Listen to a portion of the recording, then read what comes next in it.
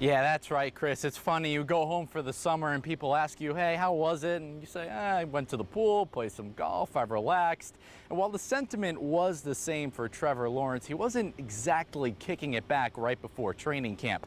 As a matter of fact, Lawrence, Christian Kirk, and about 8 to 10 more Jaguars took a trip to the Bahamas to play some golf, relax before camp, but more importantly, to continue to build that chemistry. It's something Lawrence has harped on since the start of OTAs.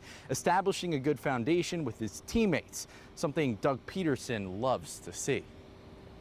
It's good just having all the guys together, and I mean, obviously the field work is great and that's important, but I think just more bonding, getting to know each other, hanging out, building that camaraderie before you start the season is really important. To be able to do that in the off season on their time, their dime, I think it just shows a lot of the maturity, even with young players. And but that's what it takes. That's what it takes to be successful in this league, to have that, camaraderie away from our building, away from coaches, and take it upon themselves to become good football players.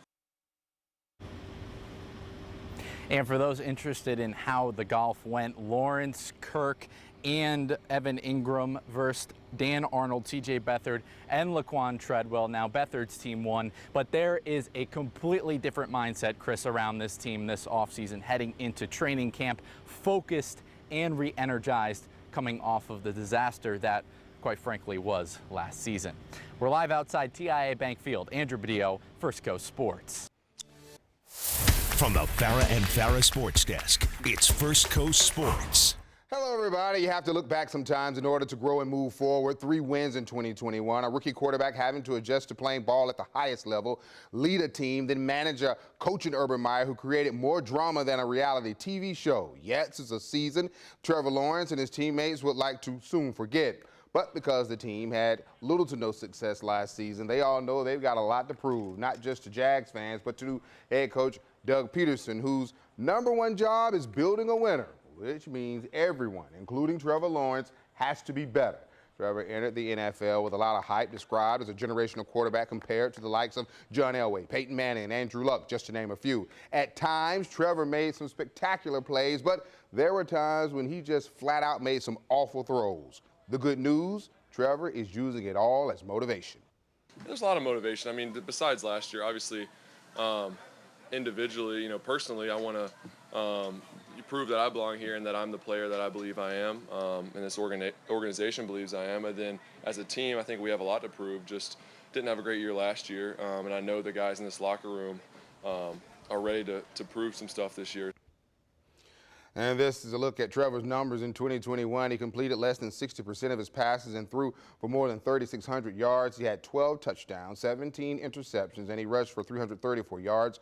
The touchdown numbers have got to improve, and he'll be the first to tell you that, and he's got to cut down on the turnovers.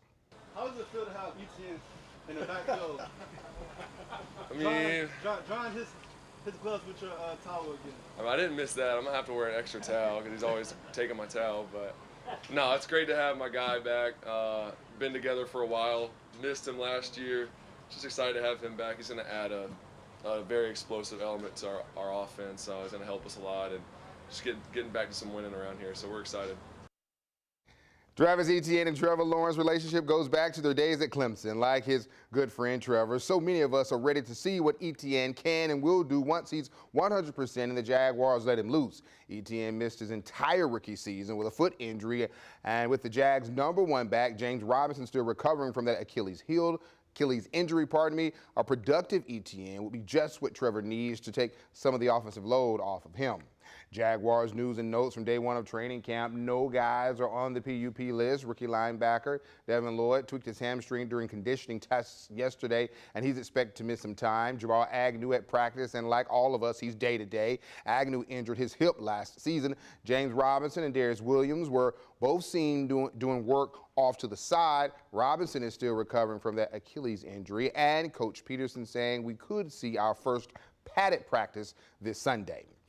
Coming up tonight, all new at 6, we're shifting gears to NASCAR. Find out if Joe Gibbs Racing will appeal the penalties levied by NASCAR that stripped Denny Hamlin of a victory at Pocono yesterday.